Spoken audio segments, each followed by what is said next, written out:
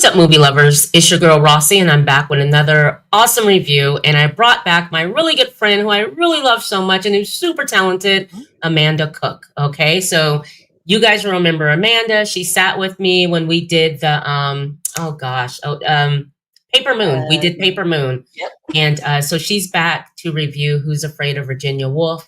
You guys, this film was different. It's been years since I've seen this film.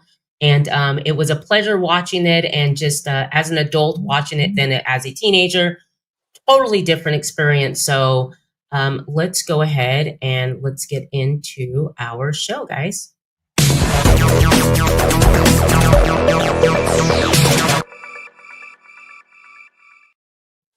What's up, Amanda? What's up, Rossie? How are you? I'm so good. How are you? Very good. I'm doing really good. Remind the folks who you are, where you work at, what you do, just a little bit about you. Super talented, guys.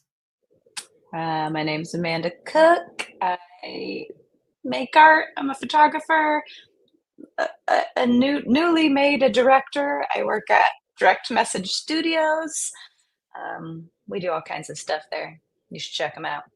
Absolutely. They are definitely on the come up. Okay. So you will know Direct Message Studio, and we do awesome things there, you guys. And Amanda is one of like the head art person. She's super talented, and she's directing now. She's been directing for some time, but she's officially a director Yes. now. So and it's a pleasure always working with Amanda. So thanks for coming back, Amanda. Thank you so much. What's up, Jojo? Thanks for joining us tonight. You guys, it's been a minute. Let's see. Okay, so I'm going to tell you guys a little bit about this film, Who's Afraid of Virginia Woolf. So it is a 1966 American drama film directed by Mike Nichols.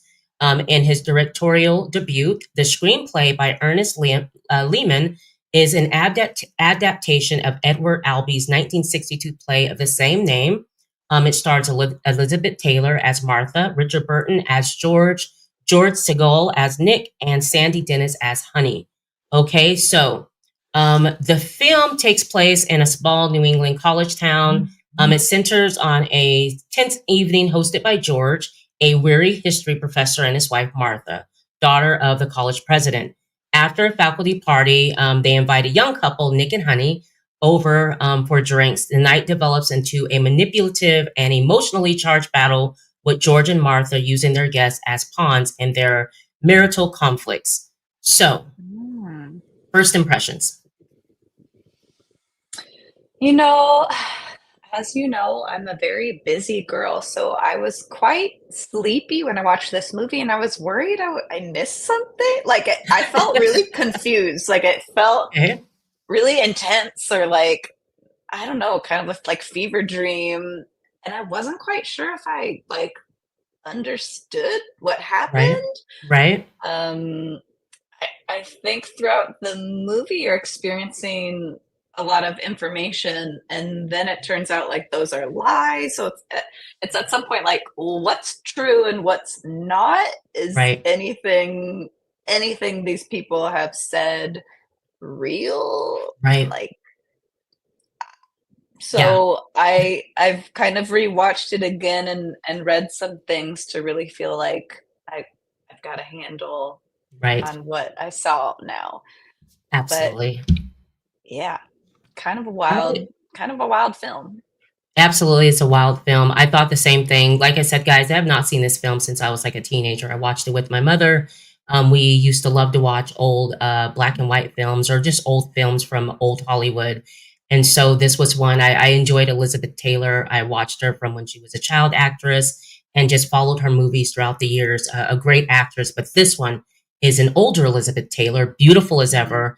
And so to see her in a film like this, where it's so dramatic and she's crying and she's not so nice, was really good. The acting was great. So, but I was a little confused watching it again. It's one of those films where it is true. If you blink, you might miss something. You might miss something that they said. So it opens up with this couple, like I was reading before, they come back from a faculty meeting, and this couple, Martha and George, they have this odd relationship. They kind of go back and forth with each other. But at first, it looks lighthearted. It looks like this is just how they are. This is how they talk to each other. Nothing too deep, you know. And they both get each other's jokes. Definitely drinkers. Okay, so alcohol Ooh. plays a alcohol Yeah, plays a huge part in this film for everyone. Okay, so and you see the progression of them starting to drink and how their personalities come out. Um, you know, the timing in this film is kind of funny because they come back from their faculty party, but it's Martha tells George, you know, we have company coming over because George's getting ready to go to bed. We have company coming over, and George is not too happy about that. You know, he's like tired. He doesn't want to have company. It's pretty late though when the company yeah, comes. like Right? Go 2 ahead. a.m. I think. Yeah, they mentioned 2 a.m. Um, so I thought that was odd that they'd have people come over at 2 Mhm. a.m. Whatever. Okay, they have them come over, a young couple. I do want to mention that she mentions to George to give a little background about why he interacts with the guy the way that he does. She mentions that you know it's a young couple and he's in the math department and he's very handsome and you know fit and strong and you know and that was kind of odd how she was just making a big deal out of that and George isn't too happy with that. And his name is Nick. Okay. So Nick and Sandy are the couple that's coming over. So, anyways, when they do come over, well, before they even come over, didn't you find that the back and forth with them became just a little bit more intense than when they were upstairs, lovey dovey in bed, joking around? Mhm. It was really wild. This whole movie to me is like the roller coaster of drinking and all the like different Yes. phases of like, Yes. you're like giggly and you're like being silly, but then someone gets like really like rageful and weird and Right. like mean and Yes. like you're either that mean drunk or that fun drunk, and then there's the Right. person who's crying, and then there's the person who's puking, and then there's the person who like can't stop apologizing.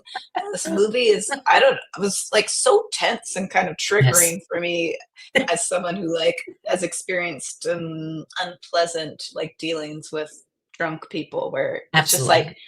they're just gone and it's Yes. scary, like the Yes. energy and like what you're getting. Right. I'm like, Right. yeah, And that so happens in that household. Go ahead, Amanda. well, like the whole time I can tell, like, oh, these two don't like each other. Like Yes. they see it seemed tense from the beginning, but then all of a sudden Right. they're in bed and they start like giggling. Like Yeah. someone says something really mean and then they both start Yeah. laughing. Right. and Right. and it was really cute. But then she wants to kiss and he won't kiss her. And yeah, it's not Yeah. looking good for these two.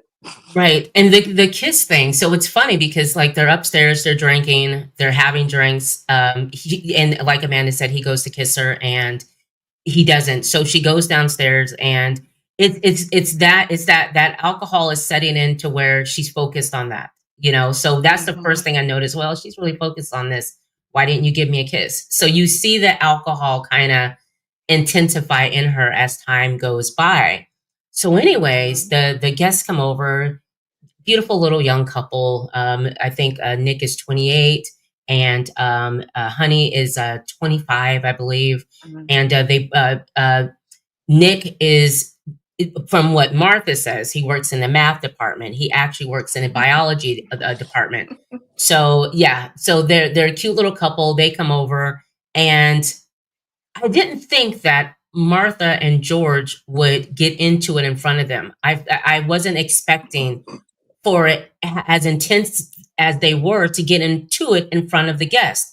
Well, they do actually. They start to throw little jabs at each other, and he Hmm. and George throws little jabs at Martha. And George isn't too happy with this Nick guy because remember his wife mentioned how attractive basically she was Hmm. to this young man. So he's trying to fill Nick out at the same time, but we all start by offering everyone drinks. So, uh, Honey, just the impression of the couple and the impression of Honey. I love this character, Honey.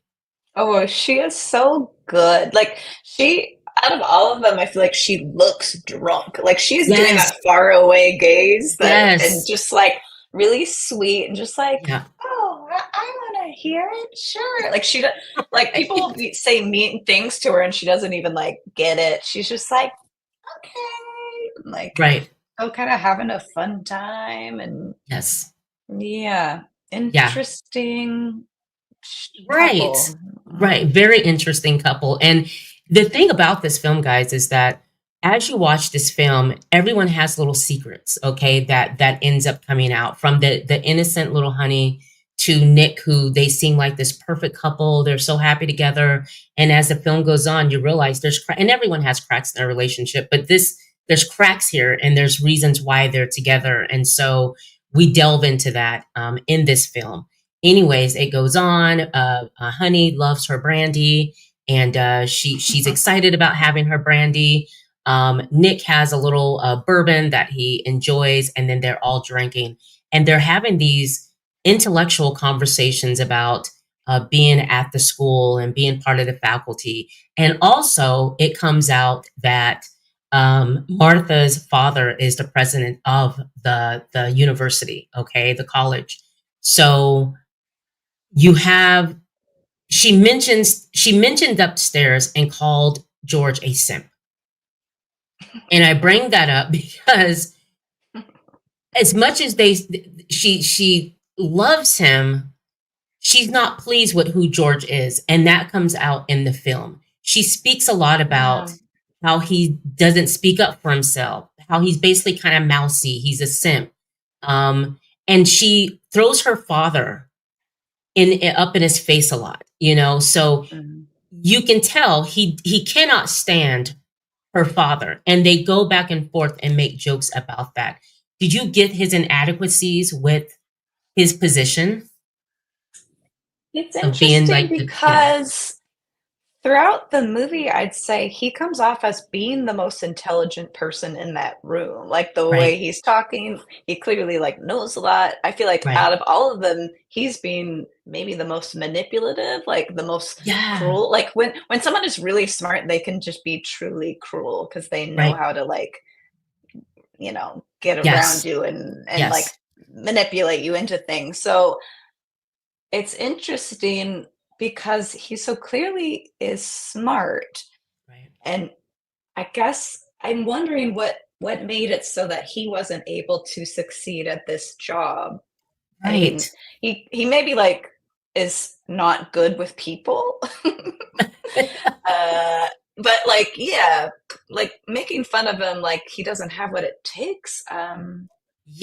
I Yeah, don't see that. Well, what I see is just like someone who's felt so many years of resentment, like they cannot stand this person, and they are just gonna put them down any chance right, they can get. Uh, yes. I'm confused, or I guess I'm curious how you feel about this. Like, do is there a side you take? Do you feel like she's driving him insane, or he's making her this way, or is it like a combo? Like they are just had it with each I other.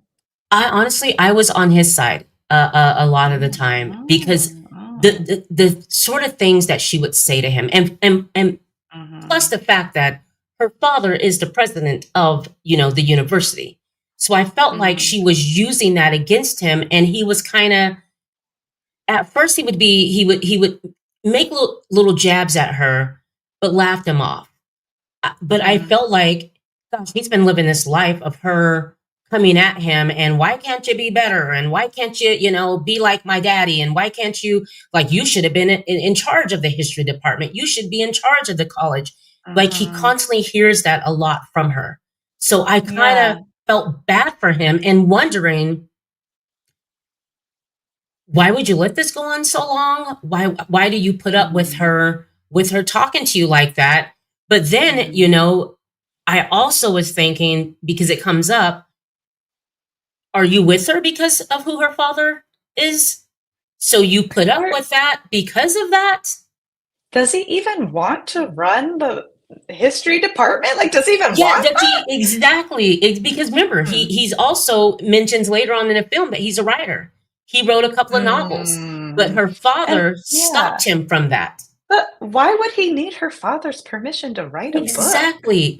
But she had mentioned that her father didn't feel like basically it was a good look. Well, Like it was a good look for, yeah. and plus the stories that he was writing about, because remember, he was writing a story about the son that ends up killing his mother and father. He gets Mm-hmm. caught, and then he's trying to make an excuse for why he did it. And that was a little bit of the story that he was talking about. And I guess that story maybe didn't seem right, or whatever. SLC 2466, you're absolutely right. A great movie to watch at 2 a.m. Absolutely. A Ooh, Sunday intense. afternoon. Yes, very, very true. Yes.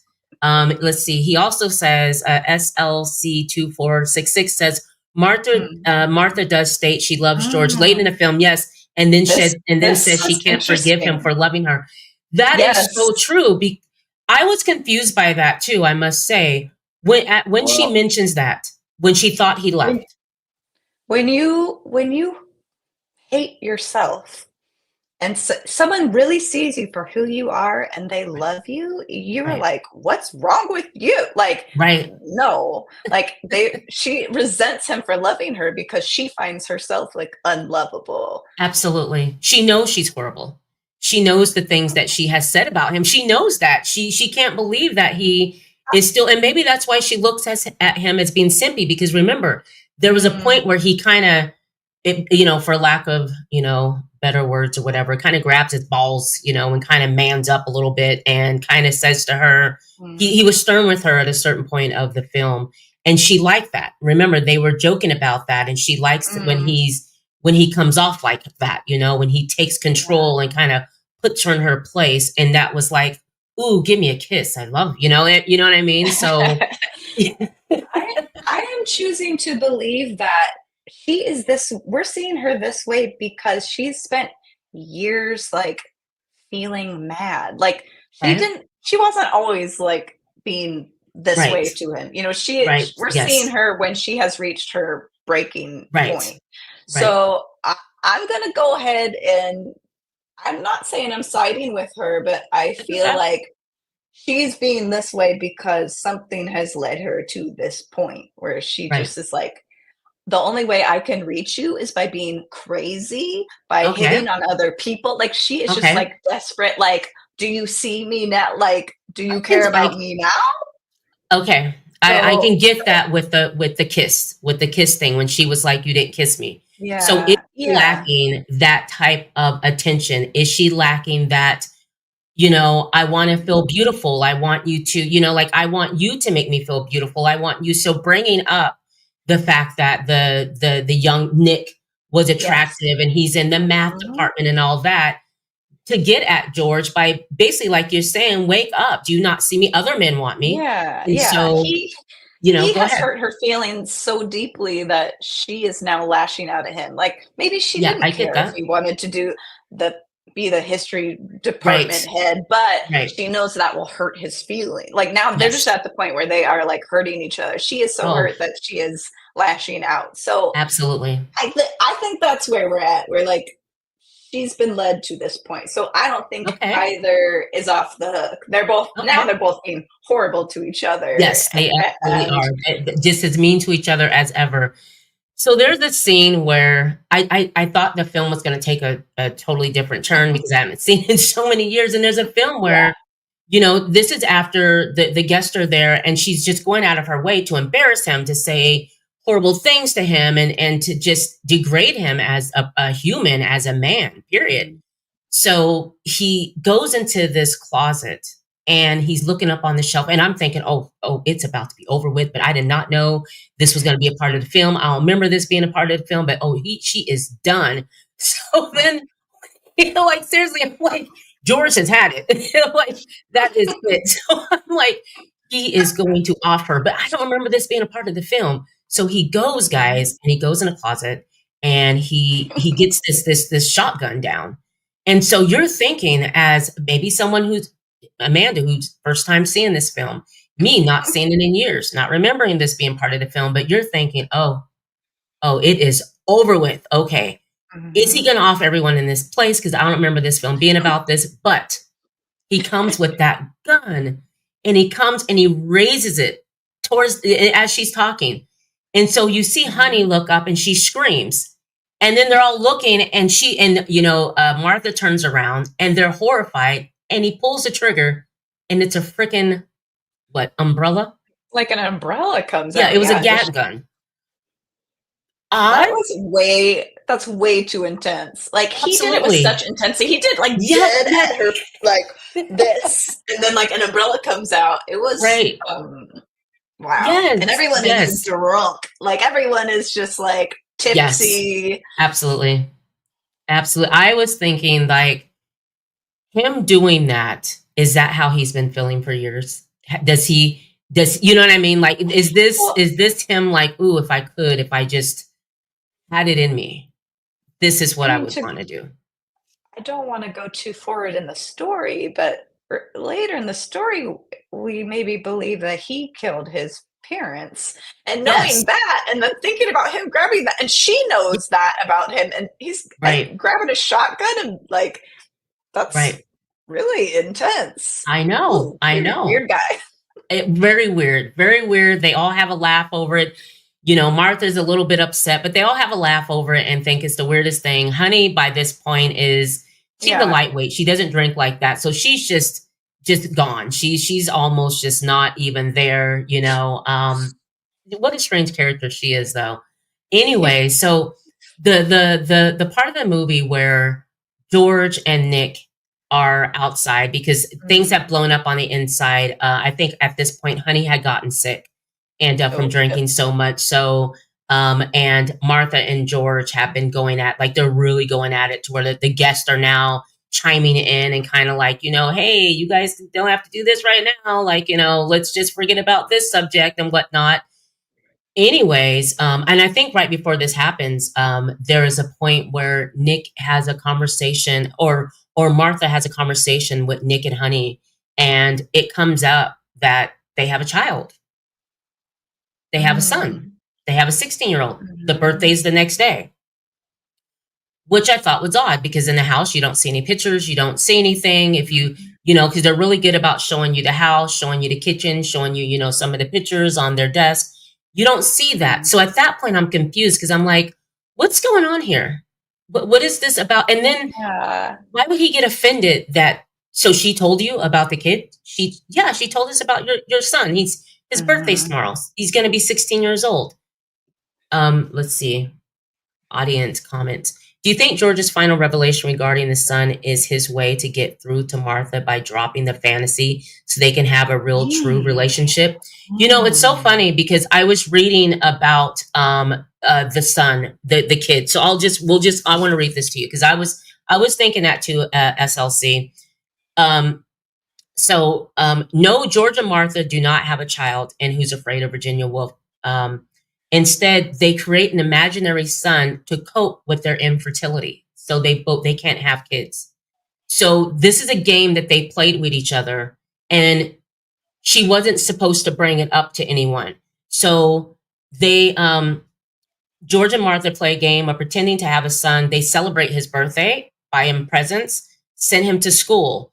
The game is a way for them to compensate for the emptiness they feel because they can't have kids. The game also reveals the deep intimacy between the characters. The game is eventually exposed when Martha mentions her son to Honey. So that's how the son came up. So they do not have a son together, but they do have this agreement that we'll pretend like we do because of the fact that they can't have kids. And, their relationship is just, it's just them, no kids. So so just to let you know, SLC, I looked that up because I was curious about that as well. And that's a very good question. So that's that. What did you think about the whole kid situation when it did come up, Amanda? I mean, you like, I don't believe them, or? Yeah, that was very interesting because she was so, okay, so at the very end, he tells her, I just got a telegram, our son has died. Right. And she is devastated, and she goes, no, don't do that. Like, why would you do that? And the couple's confused because, like, well, he didn't do it. What do you mean? And exactly. So then, when I'm watching a movie and things don't narratively make sense and I can't figure out what's true, Right. then you have to like stop trying to figure out what's true and just like what is the feeling? Like what does Right. this feel like? And so she is devastated. Like there has been some betrayal that has happened. So like whether or Yes. not they had a child, he has just done something that was like devastating Yes. to her. Yes. And and yeah, I guess the facts don't really matter to me. I think that him revealing that the child is dead and Right. her sort of having to deal with it not existing, like maybe Right. he's done. Like he's just like, I'm Playing not this. doing this Yeah. anymore. Yeah, Right. like we're pretending and I don't want to. I don't Right. like do you think that couples stay do you think either of these couples stay together? I think that in the end, I think that George and Martha stays together because they're used to each other. Yeah. You know what I mean? They're used Yes. to each other. They're used to that back and forth. I don't. I Mhm. think that she knows that no one else is going to deal with that BS. If her bringing that, and he deals with it so well. When she wants a drink, Mhm. he makes her drinks. He lets her drink as much as she wants. You know what I mean? Like they both have Yeah, that but in common together. Like they enjoy that situation, and they're very unhappy. I do mhm. believe that, put the game to the side, they're very unhappy people with each other. One didn't live up to the other one's expectations, and the other one is feeling Mhm. like I'm just not even seen and want to be seen and loved and sexy and all of that. And so, but in the end, like she says, only George gets me. I love George. I think that they end up staying together. What do you think though? Do you see them staying together?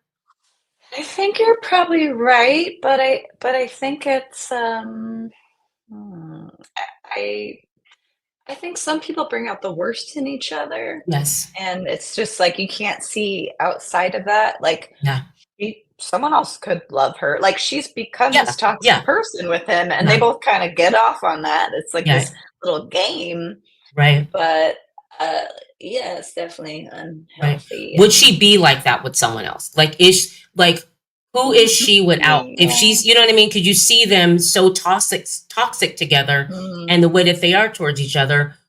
Would she be like that with someone else if she got that, or is that who she is now? You know what I mean? Oh SLC my, says, "I hope George and Martha find a more honest relationship after the fade out." Yeah, yeah, you would yeah. absolutely. Yeah, definitely. Okay, so my favorite part of this movie is she calls what's his name, Nick, a flop. Hmm.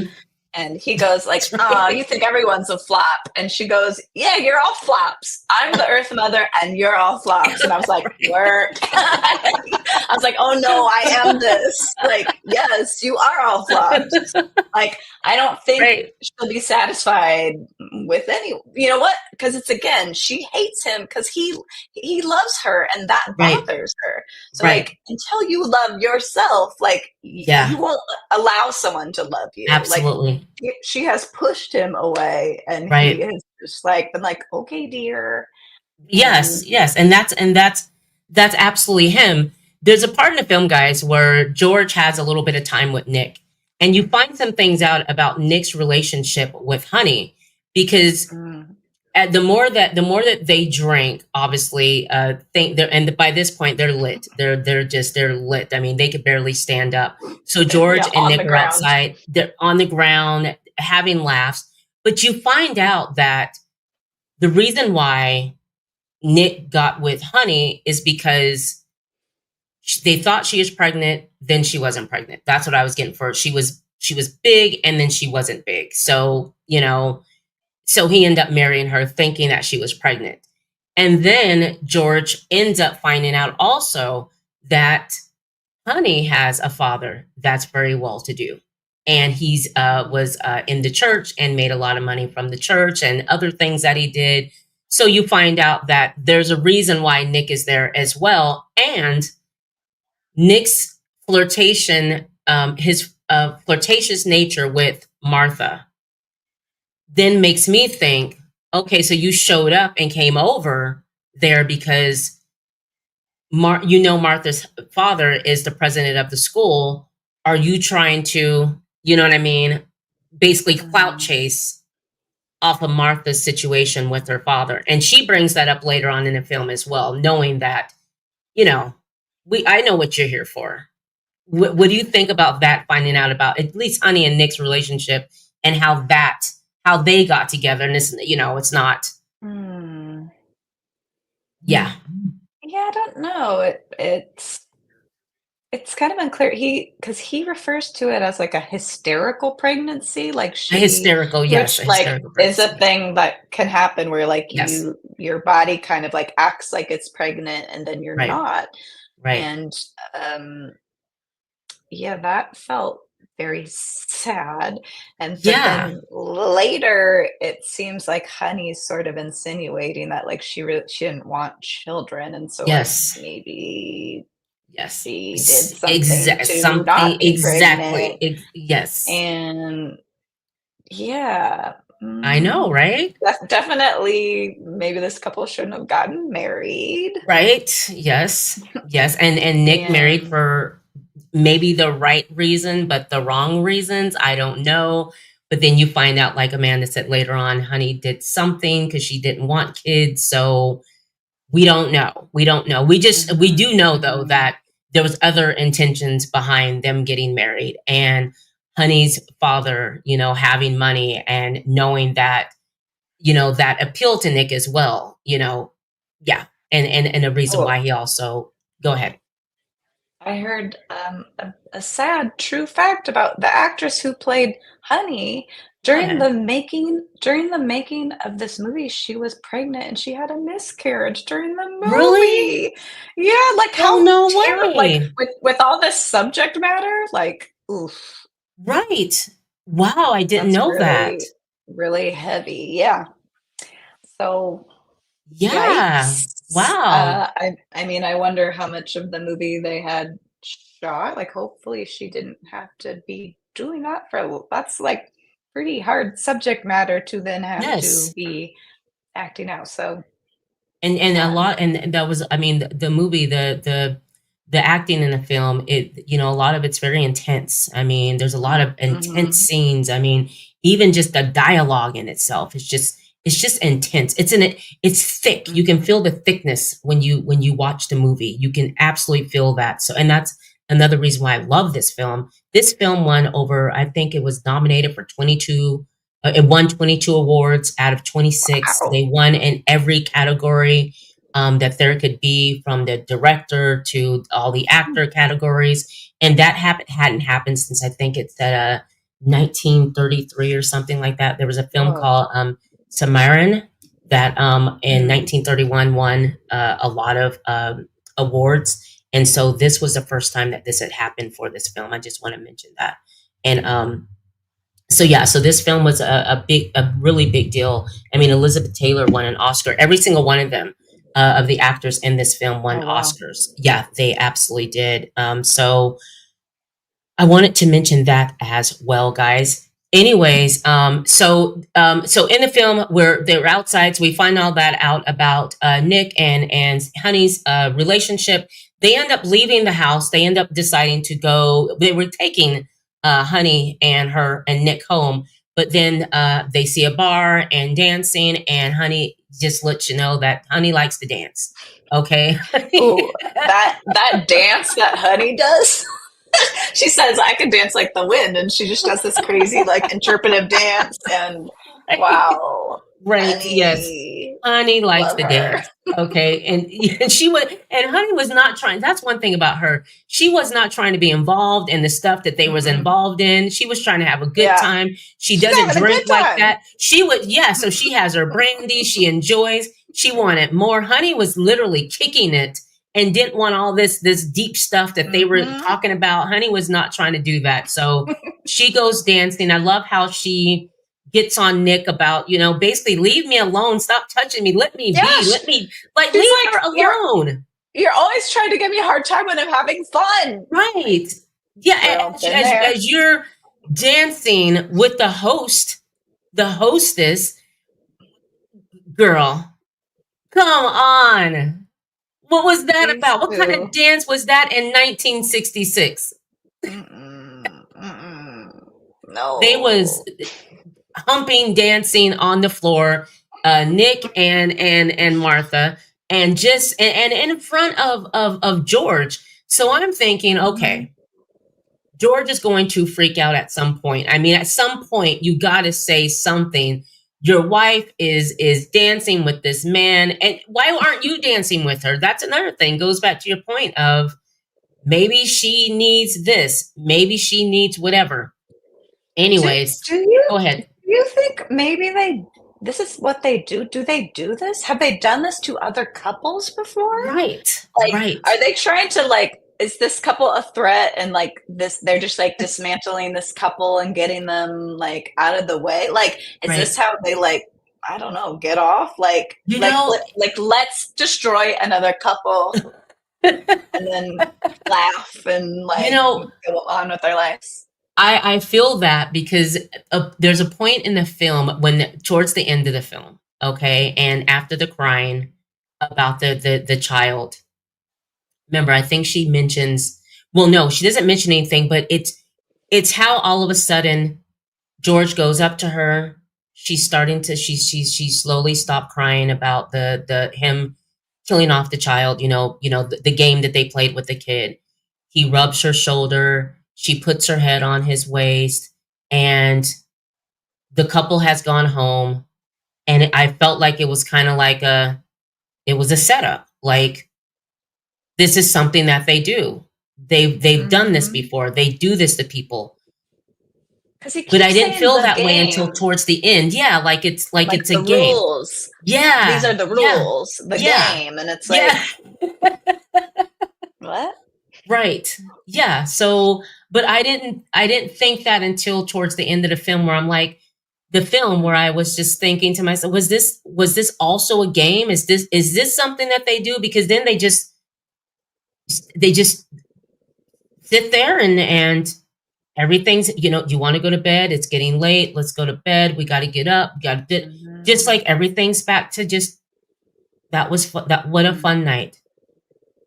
They're Maybe, destroyed. maybe. They're She destroyed. she she keeps being like, "Did you have to do that?" And he's like, "Yes." Like, Yeah. "Did you have to? Like, did you Right. have to kill off our fake child?" And he's like, Yeah. "Yes." Yeah, because you Mm, told. And on top of that, remember, mm, so because of the dancing that Martha and Nick was doing, okay, it's a big blow up. The owners of the little place basically wants them out of the bar because it's closing down. Fun fact, guys, fun fact. I was looking at some trivia stuff and they had mentioned that in the film, in that town, bars close at 2 in the morning. So we know that by the mm. time they get to this bar, it's just a fun fact. I mean, bars weren't open. So, I mean, if they got to the house at 2 a.m., which they mentioned, Yeah. they had to have been at the bar at like 4. It had to be a big, they spent a great amount of time at the house, but that's just a little fun fact. So they're there, they have their drinks. Oh, all hell breaks loose. George chokes Martha. Mm. Oh my gosh. Which she deserved. She deserved something because the way she was flaunting, the way she was dancing with No. that man, the way she Okay, was okay. dancing with that man, humping with him on the floor. I'm like, he's about to go off. And so he grabs her, chokes her. She's kind of, and remember, their relationship seems like she loves when he gets a little rough and tough with her because it turns her on. So is that too a little thing or whatnot? Yeah. She gets upset. The couple decides they're going to leave, so they start walking home. Martha and George have it outside of the bar. She gets in a car, takes off, leaves George there, picks up the couple, and they go back home. George is back home. Not Cinnamon, Honey is in the back seat. She's passed out. And then you see just up in the bedroom, you just see it looks like it's, obviously Nick and Martha are upstairs in the bedroom doing what they do. You kind of knew this was possibly going to happen. And George is outside and he looks up, he sees where they're at. He's going inside, like the door has a chain on it. He breaks through the door. He starts to go upstairs. but then he doesn't. Did you Oh, feel sorry for him? Well, Go he ahead. laughs. He goes inside and he sees that the coat is just like strewn on the Yes. floor, and he Right. laughs, Right. but almost like because he wants them to hear him laugh. Because then he walks Yes. into the next room and he's sobbing. Yeah. Yeah. I don't know. These two are Right. confused. Right. Absolutely. He's crying. He's outside crying, and he's upset. And so I'm thinking, okay, maybe they're not doing anything, but they are. And he's not going to stop them. And so he just, they had to hear him, and they didn't care that they heard him because no one came out of the room. And then Honey wakes up, and they have that conversation about the son. He talking to Honey about the son, and I guess the truth behind that, the letter, and all of that. And he tells Honey, don't you want to go upstairs? Don't you want to go see what your husband's doing? And she's like, no, I don't. I don't want to know. I don't want to see. I don't want any of it. And then that's when he finds out that something happened with her pregnancy, or something about pills or whatnot. He finds that out from her. He ends up leaving for some time, and you have Martha and Nick, and they're downstairs, and then it's so funny because they're going at it as if that's her husband, and now she's going off on Nick, and I thought that was really funny because he's now in George's spot. Mm-hmm. Yeah. They basically insinuate that, he's a flop because he couldn't show her a good time. Yeah. So she's, like emasculating him, like making him feel bad. And yes. Yeah. Right. Very, very bad. And so he wants her to take it back because he doesn't want to feel that way. He's a 28-year-old man. Come on, give him a break. So when it's all said and done, guys, they do have the conversation about the son, and he tells, and the thing about it was, Honey had mentioned bells. She heard bells when she rung up, and so you have George. He's in a hard thought, and he's trying to think of a way. How can I hurt Martha? How can I hurt Martha? And that's when he decides to come up with the story about, we got a telegram. Our son was killed in a accident, and da da da. And she starts freaking out. No, he didn't. At that point, Nick realizes, wait. He starts to get, wait, okay, there's something. I'm getting this. Something's not right here. Mm-hmm. As far as the book, I want to mention the book that George wrote, because there was a point where I thought, is he the boy that he wrote about in the novel that ended up killing the parents and whatnot?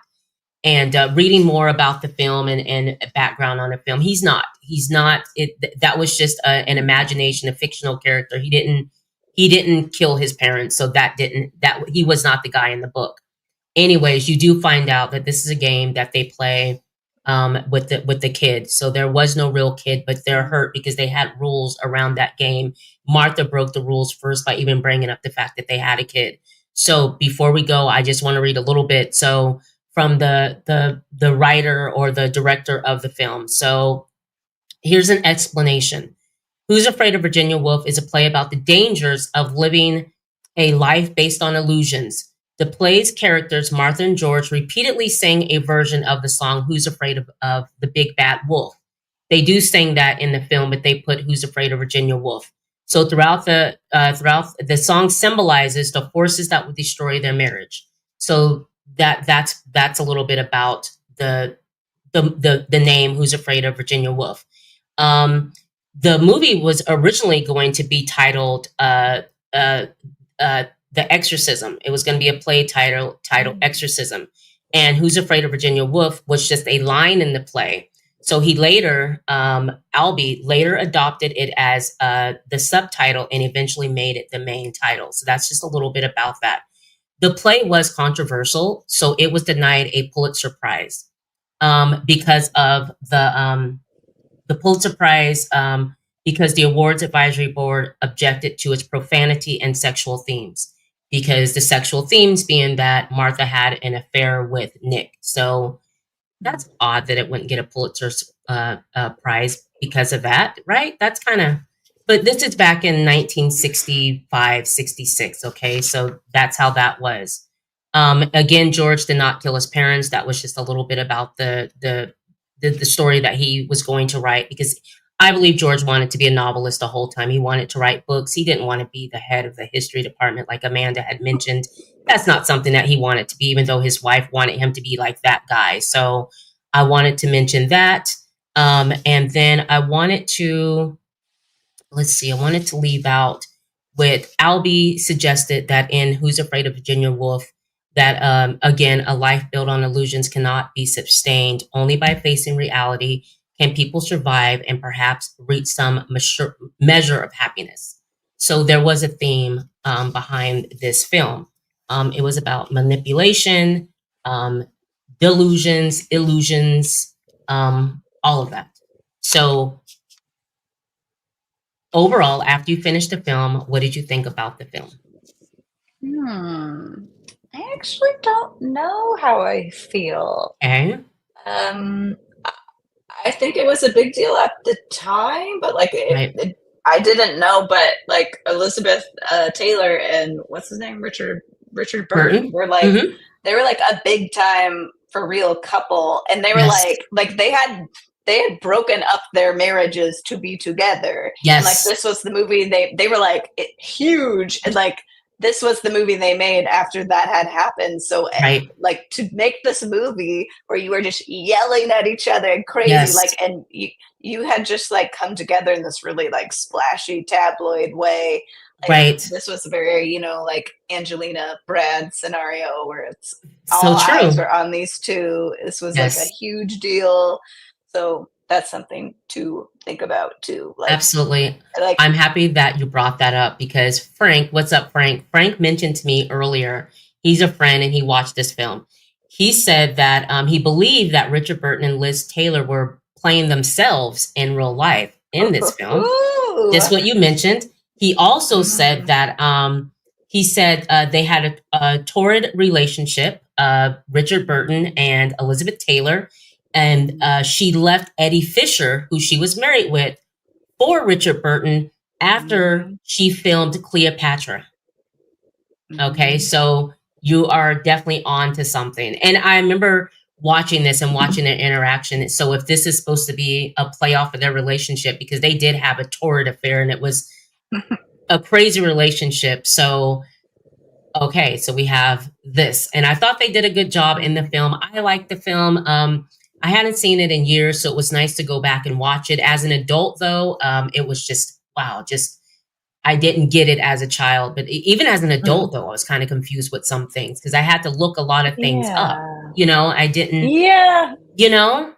The motivations are, I'm just unsure of like, and I mean, I think you and I both operate in the world in not such a manipulative way. So it's like sort of hard to wrap your head around, like, why are these people doing this? Right. Even if even though they can't have kids, and you know they had mentioned that because they can't have kids, they came up with this game. But what an odd game to like just to play this, and it's not working because you two are miserable. So it's not. You know what I mean? It's not a relationship saver. You know what I mean? It's not something that made you joyful. If you play this game and the boy's birthday is supposed to be the next day, there's no joy. You know what I mean? Like there was no joy. But, you know, I'd also want to mention, guys, there is an author and her name was Adeline Virginia Woolf. She was a prominent British author and essayist in the English modernist movement. Her experimental novels, known for their non-linear narratives, influence the genre and are often discussed in academia.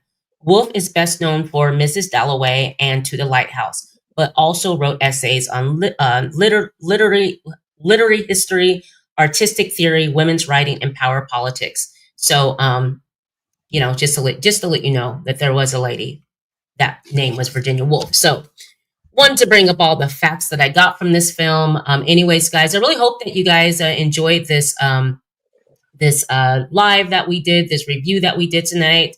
I appreciate you guys coming into the chat, SLC2466. You brought up some great points. Thank you so much for interacting with us. Amanda and I both appreciate that. And Amanda, thanks for joining me again for another classic film so here's the deal. So I'll think of a film. Amanda's seen a lot of films, so I have to really think outside of the box when it comes to bringing her a film, because this girl has seen everything. So I tend to like to go back to classic films and something that I think would be good for us to review. So I wanted to bring Amanda this film, and I'm happy that I did. Let's see. SLC says the adult language used in a major studio release was considered shocking in 1966 and helped lead to the creation of Film Ratings Board in 1968. Thank you so much for that history lesson. That makes sense. Okay. I figured it had something to do with the time, but yeah. Okay. So now that's why we have R-rated films and M-rated films, PG films. Thank you so much, SLC2466. You have brought facts tonight with us again, and thank you so much. Nice overview. Thanks. Thank you. Charles Albright. He says, great job. Thank you so much, Charles. Do you know Charles? Yeah. I know Charles. Okay. Thank you. Thank you, Charles. I appreciate that. Amanda will be back soon. This is something that we're just going to do. I'm going to have her on and we're going to do some movies. Amanda's going to bring me something next time. And I'm looking forward to seeing that. Don't go anywhere, Amanda, when we get done with this. Again, guys, I am Rossie McCree. I am the co-host of Movie Lovers Unite, the host of Rossie Talks. John and I will be back. We're going to review, oh gosh, what's the vampire movie, the one that we were talking about at work? Nosferatu, yes. We will be reviewing that. I haven't seen it yet. I'm waiting to see it the day that we do the review. So John will bring us, John and I will bring you that in March. Also, Monday on Rossie's Clubhouse, I have Sacramento rapper Payday 916. He is going to bless Rossie's Clubhouse. I'm so excited to meet you, Payday. I'm looking forward to sharing your music with our audience, and I just can't wait to find out more about you. So I'm looking forward to that. Let's see, March 17th, Omari Washington, award-winning actor, will be on Rossie's Clubhouse. Looking forward to interviewing you, Omari, and getting to know you. And I have a very special show that's coming up with a very special young lady here in town. I'll keep her secret. We're going to have an early show in a couple of weeks, and I will be bringing her to the show. So until then, Jojo, thank you so much. Appreciate you, Jojo. We are out, guys. Let me get my life together. I appreciate you guys, and Amanda appreciates you too. And you will see Amanda again. We are out.